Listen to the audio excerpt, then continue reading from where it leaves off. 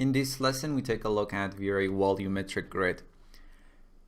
And if put in simple terms, this is V-Ray's way of importing grid-based cache formats, adjusting their shaders to your hard content, and rendering them. At the time being, V-Ray Volumetric Grid supports three very popular volume formats for generating fire, smoke, and liquids. OpenVDB or .vdb files, Filled 3D or .f3d files, and PhoenixFD or .aur files. Probably the most used one is OpenVDB or .vdb files that can be generated in a software like Houdini or directly inside 3ds Max using a plugin like FumeFX. In order to add a V-Ray Volumetric Grid to your scene, in the Create panel and Geometry tab, choose V-Ray. And here you have V-Ray Volume Grid. Simply select it and click once in the viewport. As soon as you do that, you will be prompted to select the volume file that you want to render it using V-Ray. Now here we need to define a file or a sequence of files that are .vdb, .f3d, or .aur files. And if you go to openvdb.org and go to their download page and come down to their sample models, you can download some .vdb files. Go ahead and download this bunny cloud file, this explosion, this fire, smoke 1 and smoke 2, and save them somewhere on your disk. Even though we're just going to be using the explosion file, the fire file, and smoke 1 again, but still try and experiment with the other models. Now I have them in my project files folder, scene assets folder, inside a folder called OpenVDB. Just rename those smoke 1 and smoke 2 files and make sure to remove the numbers at the end of their names so V-Ray wouldn't consider them sequential when we load one of these files. In this case, I renamed smoke 1 to smoke and smoke 2 to smoke puffy. In this case, let's select this fire.vdb file. When you do that, V-Ray asks you if you like to use a render preset for the file that you are loading. So if you have done the fire and smoke sim in FumeFX, you can use this FumeFX preset. If done in Houdini, use the Houdini fire and smoke preset, and if it is a liquid simulation, you can use Houdini liquid. Or you can choose no preset and start adjusting the volume from scratch. Also, we can later on load any of these presets and even use a PhoenixFD preset, but for now, this is okay. Now, as you can see, the file, which is this fire simulation, has been loaded into the viewport, and we can see a preview of what the sim is looking like in the viewport. This is just one single file, and if I go through the timeline, it does not change. If we had a sequence of volume files, we just needed to select the first one and we would have loaded the complete simulation into the timeline. First of all, let's make sure it's in the right place and has the right size. So it basically matches with the current lighting that we have in the scene. In the top view, let's move the file and place it close to this dummy object. In the perspective view, increase its scale to 350%. And in the front viewport, just put it on the backdrop and offset it on x-axis by 5 centimeters so it would be centered. Also, let's rename this volumetric grid to V-Ray Volume Grid _fire. If we render the scene right now, we are going to get render 01. If there was any warning message about fully visible opacity mode not working with probabilistic shading and V-Ray asks you to automatically use smoke opacity mode, just press OK. In this render, even though the fire and smoke shaders are quite off, but at least we get something in our render. In order to adjust the fire and smoke shaders, select the volumetric object in the Explorer, and in the Modify panel and Rendering Rollouts, click on these volumetric options. And here you can adjust the fire and the smoke shaders and make them appear correct. But before getting into that, let's see what options we have in the modify panel and what we can change about our volume here. If I open up these rollouts here, you can see we have a lot to adjust and understand here, but due to the time limit that we have, I'm just going to go through the most important ones. In the frame info rollouts, you can see some information about the cache file or the volume file that you have loaded. We have the container dimension, which shows us height, width, and depth of the volume. We also have this cache file content section, and here you can find what are the channels that are saved out in this volume file. For example, this particular file contains a liquid or a temperature channel and a smoke channel, and it has about 9 million cells, and it might seem too much, but it's really not. And you know, we can't even get a detailed render because the input file simply doesn't have enough resolution, but we're going to work with this file for now. Next, we have the input rollout, and here you can adjust the input file or the timing and the speed of the simulation and stuff like that. The most important option here is obviously preview and render cache path, and here you can define and change your input file. The file that we selected when we first created the volume grid, basically. So I can click on this browse button, choose browse again, and select my volume data if I want to change it or create a new one. I'm gonna skip the rest of these options in this rollout here.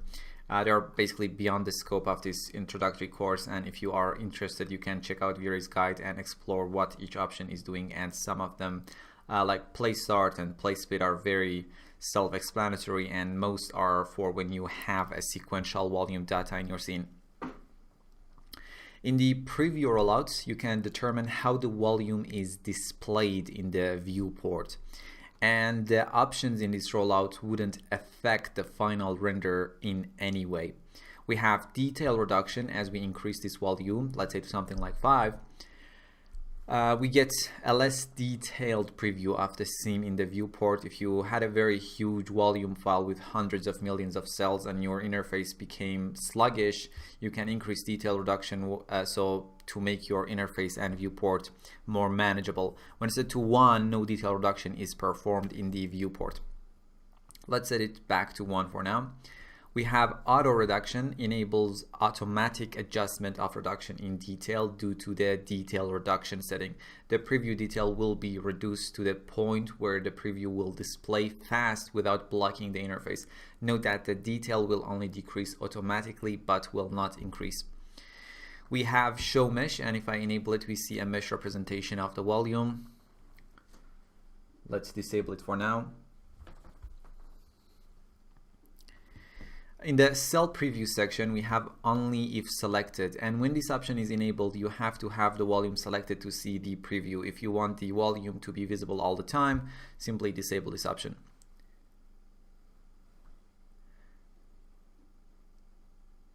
We have active view only, and when enabled, the volume preview will be only visible in the active viewport. In this colorful section, we can control what we see in the preview. We know this cache file only contains temperature and smoke channels. First of all, let me disable the preview for all the channels. I can enable temperature channel and change its preview color, and I can enable smoke data and adjust its preview color. And we don't have velocity, fuel, or wavelet channels in this file, so let's have them disabled. In the rendering rollout, we can define how the volumetric grid will be rendered. We have render presets, and we can choose from FumeFX, Houdini, or Phoenix FD presets. And if I open up the volumetric options window, you can see as I change these presets how the fire and smoke colors are changing, and also they affect other render settings. In this case, let's choose Houdini preset. In the mode dropdown, we can specify the technique that will be used to render the volume data. The first 3 ones are volumetric based, and the last 3 ones are mesh based for rendering liquid simulations. So if the mode is set to volumetric, which is the mode we probably use it most of the time, as you can see in the frame buffer, we get our conventional volumetric render. And if I set it to one of these mesh based modes like isosurface and create a new simple VRA material in my material editor and apply it to the volumetric grid.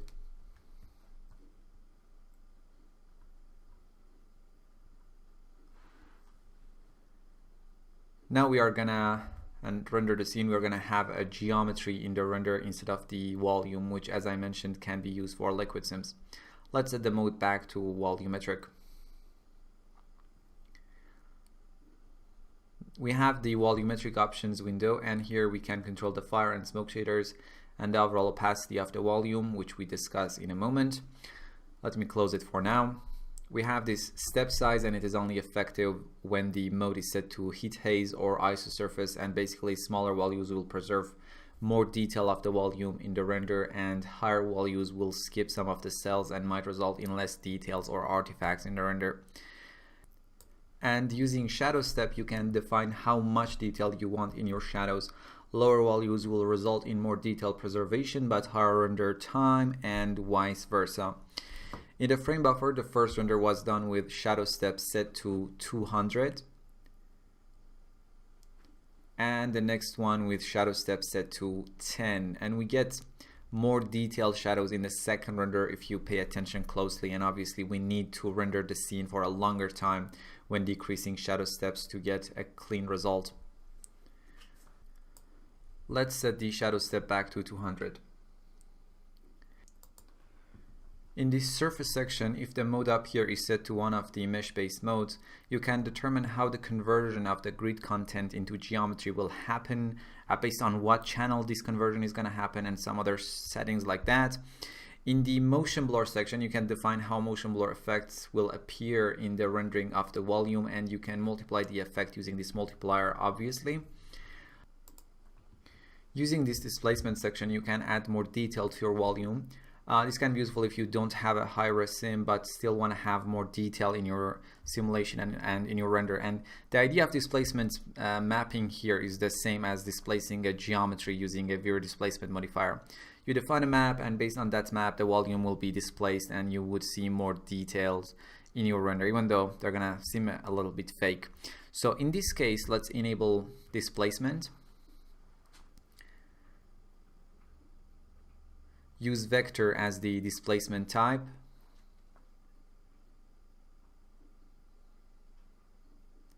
Open up material editor.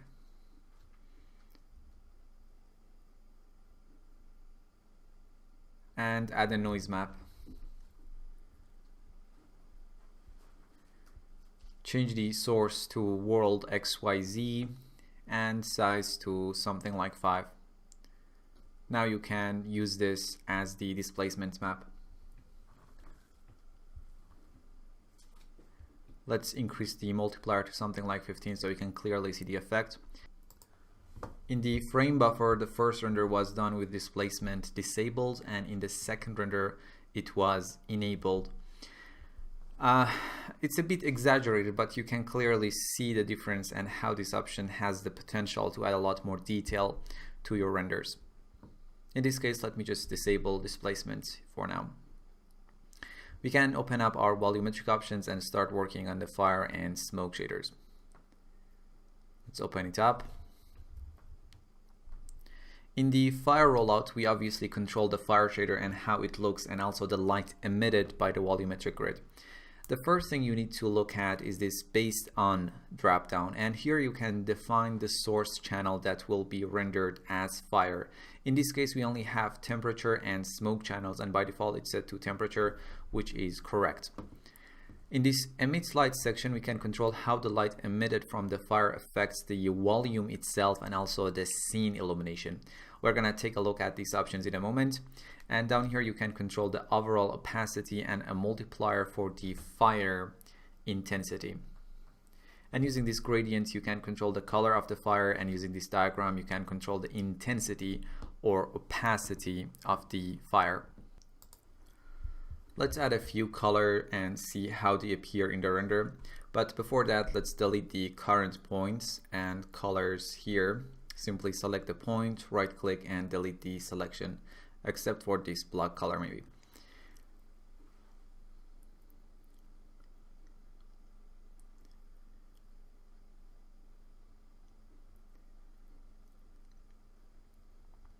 We can click on this expand button and expand the diagram a bit so we can work a bit easier.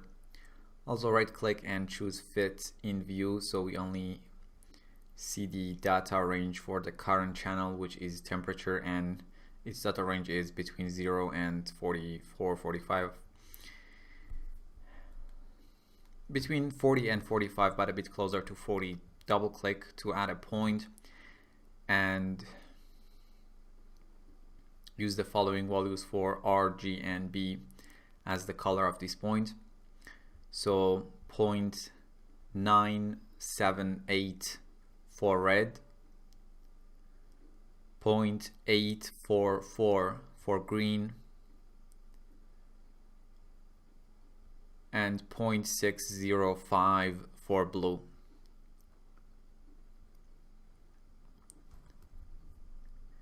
Add the second color on 40 and use 0.978 for red,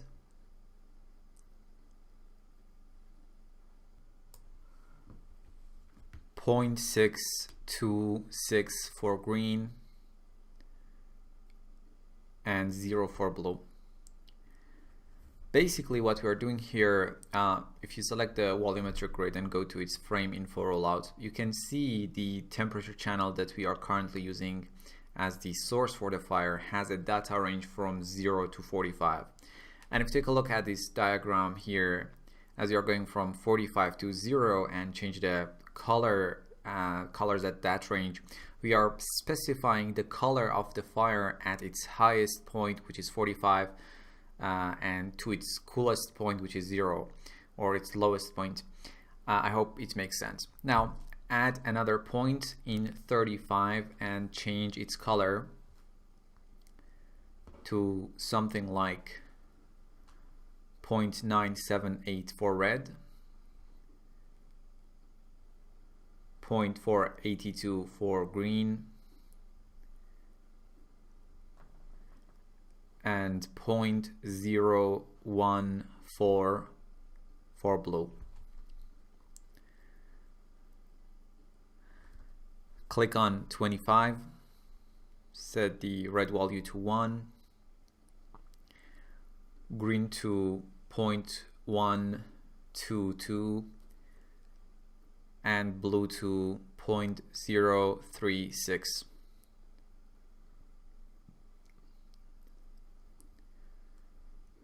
Now click on 20, use 0.388 for red, 0.014 for green, and 0 for blue.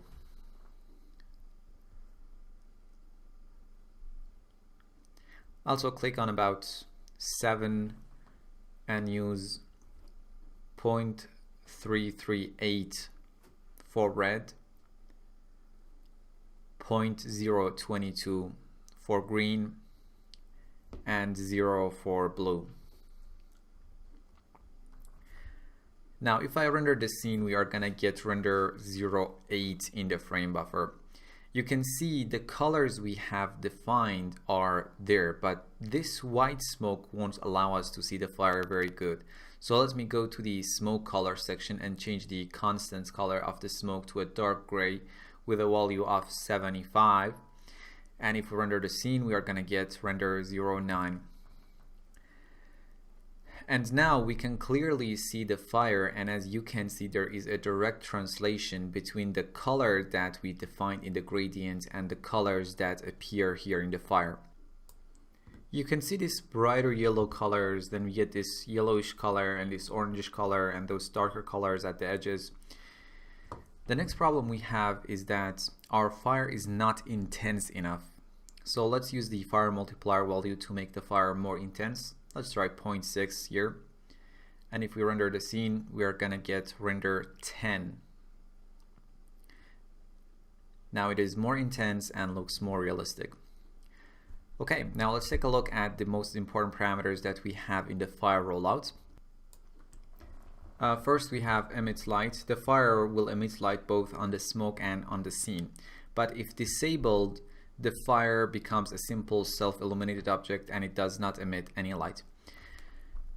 In the first render, emit light is on, and in the second render it is off. And as you can see in this render, the fire isn't emitting any light. Let me enable emit light for now. We have light power on self, and this option controls the power of the light on the smoke. So by changing this value, we don't change the intensity of the fire itself or how much it affects the illumination of the scene, only its effect on the smoke. In the first render, a light power on self was 1, and in the second render it was 10. And you can see the clear difference that we have. For now, let's leave it at 10. We have light power on scene, which controls the effect of the fire on scene illumination. In the first render, light power on scene was 1, and in the next one it was 5. You can see clearly the fire affects the illumination of the scene more. Let's set it to 1 for now. We have fire opacity mode with 3 options. We have use smoke opacity. Fire will use the same opacity that is set to the smoke in the smoke opacity rollout. This way the fire will not be visible in cells where there is no smoke. Fully visible.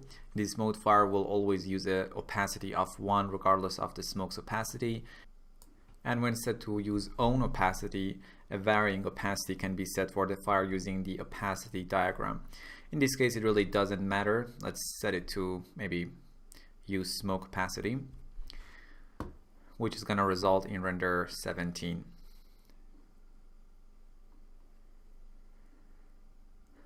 We have physically based, which transitions between artistic look of the fire when set to 0 and realistic physically based intensity when set to 1.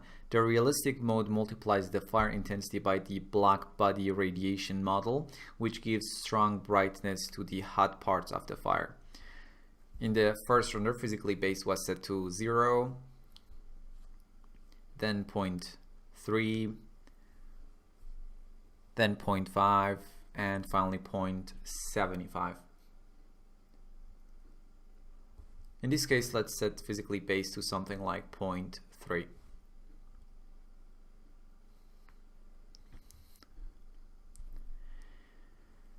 In the smoke color rollout, we can control the smoke shader and how the smoke will appear in the render. In the based on drop down, we can define the source channel to control the smoke color. By default, it's set to constant color. So a simple color will be used as the smoke color, and this is normally what you use. And in this constant color section, obviously you can define the color of the smoke, and it really depends on the look that you are after, but normally a dark gray color will be enough. In the first render, smoke color was set to a dark gray with the value of 30. In the next render, it was 75. And in the next render, a medium gray color with the value of 150 was used. And you can use obviously any color that you want, for artistic reasons maybe. In this case, let's use a dark gray color with the value of 75. Or you can change the source to smoke channel, and now you have this gradient to control the color of the smoke based on the data in the smoke channel and assign different colors to different ranges. And if I render the scene right now, we're going to get render 25, and you can see how the colors in the color gradient are translated into the smoke colors in the render. We're going to use this gradient to produce some beautiful colorful smokes later on in this lesson. For now, let's set the mode to constant color again.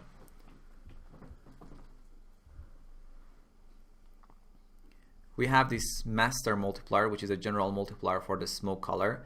The first render was done with master multiplier set to 1. In the next render, it was set to 2. And finally 4. You can see we get brighter smokes basically. Let's set it to 1 for now. Using shadow strength, you can control the opacity of the shadow that the volumetric casts on other objects. And finally, in the smoke opacity rollout, we can control the overall opacity of the shader. By default, it's set to simple smoke, which uses the smoke channel with some predefined adjustments. And in this case, you can use this simple smoke factor to make the smoke more opaque or denser. So let's try a few simple smoke factors value. In the first render, smoke factor was 0.1, then 0.3, 0.5, 0.75, and 0.95.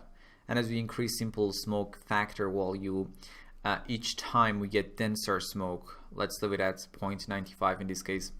Or you can change it to the smoke channel and have a very exact control over the transparency of different data ranges in the smoke channel using this diagram. For now, let's set it to simple smoke.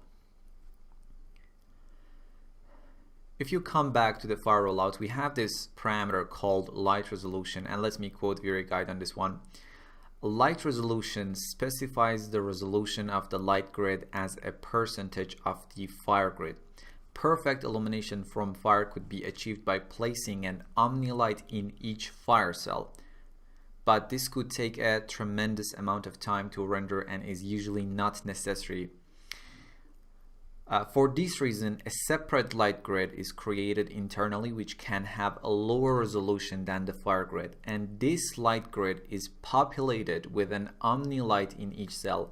The lower resolution and thus fewer omni-lights speeds up rendering at the expense of some illumination detail, which might not always be visible anyway.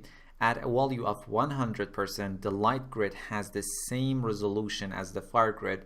The more this value is decreased, the smoother the illumination will become and the faster the rendering will be, but at very low values the fire might not blend well with the light it casts on the smoke.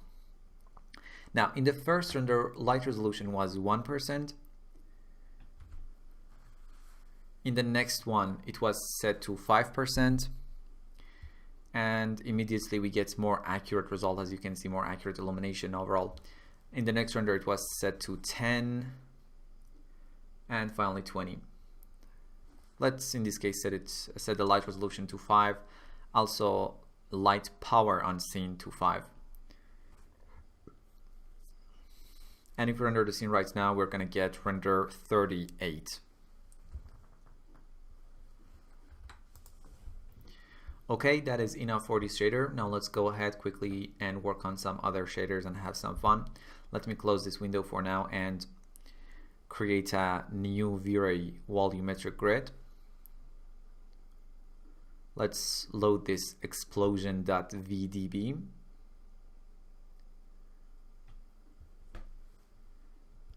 And adjust its position a bit.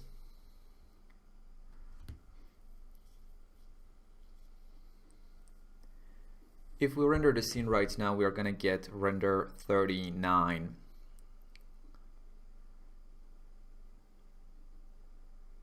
Now let's open up its volumetric options and start adjusting the shader. In the smoke color rollout, change the color to a dark gray color with a value of 51. In the smoke opacity rollout, set the simple smoke factor to 0.75. And now if we render the scene, we are going to get render 40. In the fire rollout, you can see the data range for the temperature channel is very limited here. First, let's change the fire opacity mode to use smoke opacity. Click on this expand button, right click and choose fit in view, or you can scroll your mouse wheel on the color gradient and zoom in on the available data range that you want. Double click at about 0.8 on X, basically the end of the data range here, and make sure it's set to 1 on Y. Also right click on the point and make it linear. Now we have this linear line to control the overall intensity of the fire.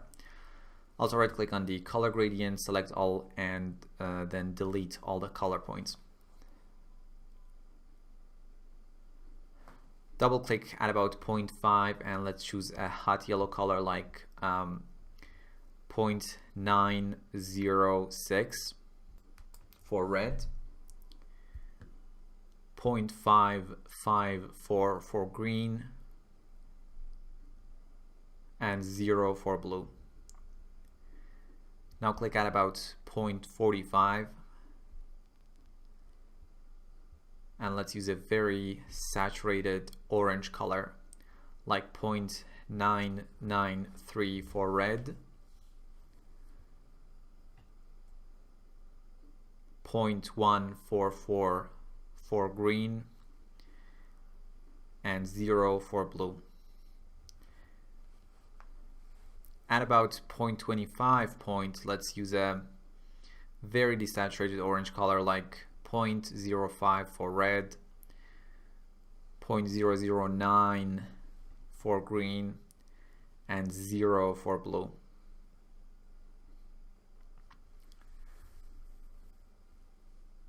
Create a new point at 0.0 and set its color to black.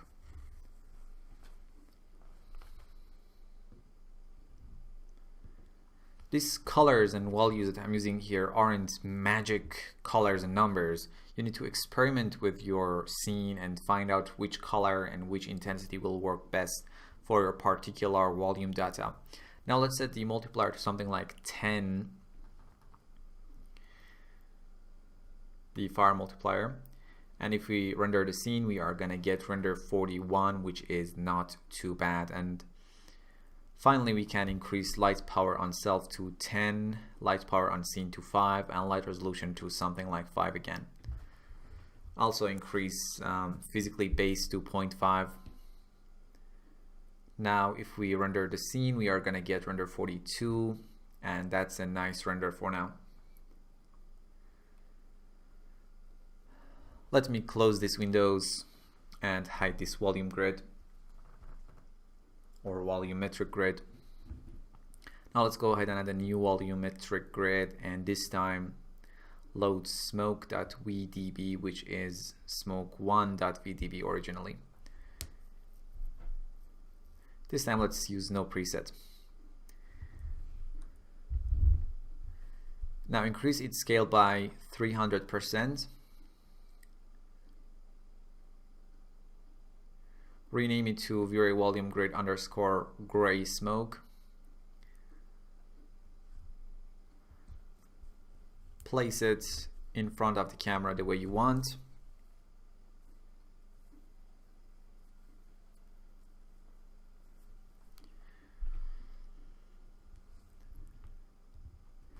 If you render the scene right now without changing anything else, we are going to get render 43. In its volumetric option, I'm just going to go ahead and increase its simple smoke factor to 0.75. And if we render the scene, we're going to get render 44, which I think is beautiful by itself. Now let me hide it, create a copy from it. Just right click and choose clone and name it pink smoke or something like that. Now unhide this and open up its volumetric options. Now in its volumetric options, let's have some fun with the smoke color. Change the smoke color to be based on smoke channel. And if you render the scene right now, you can see these colors in this gradient right in the smoke, right? Now we can be an artist and choose some fun colors. Let's change this blue color to a desaturated pink like 0.59, 0.132, and 0.29. Let's delete this green point and change this yellow color to a beautiful purple like 0.546, 0.125, and 0.806. And let's change this red color to a more saturated pink like 0.835, 0.096, and 0.351. Let me just push these 3 points apart a bit. And now if you render the scene, also let me increase my simple smoke factor to around 0.8. If we render the scene right now, we're gonna get render 46.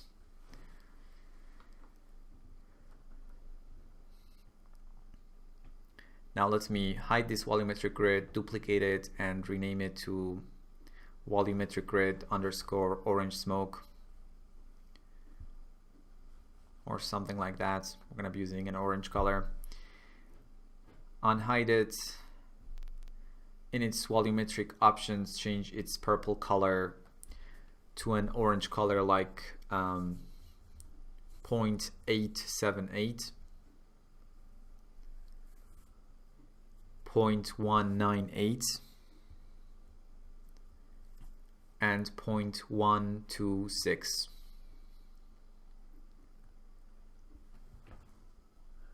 Now if you render the scene, you are gonna get this beautiful orange render, which is render 47. Oh my god, I can play with these colors honestly all night long.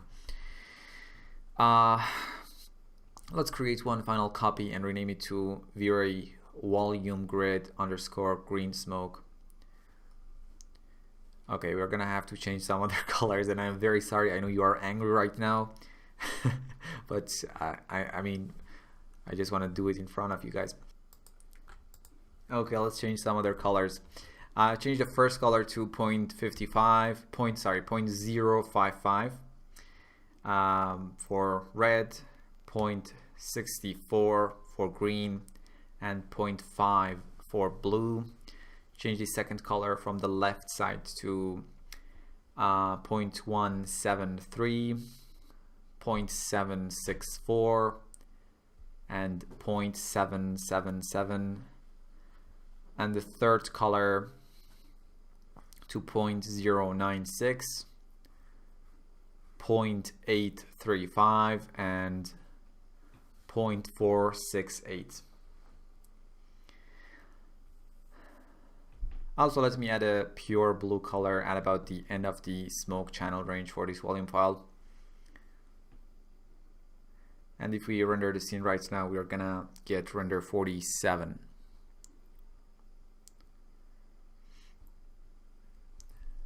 Now let's go through these final renders and take a look back at all the shaders that we have created in this lesson.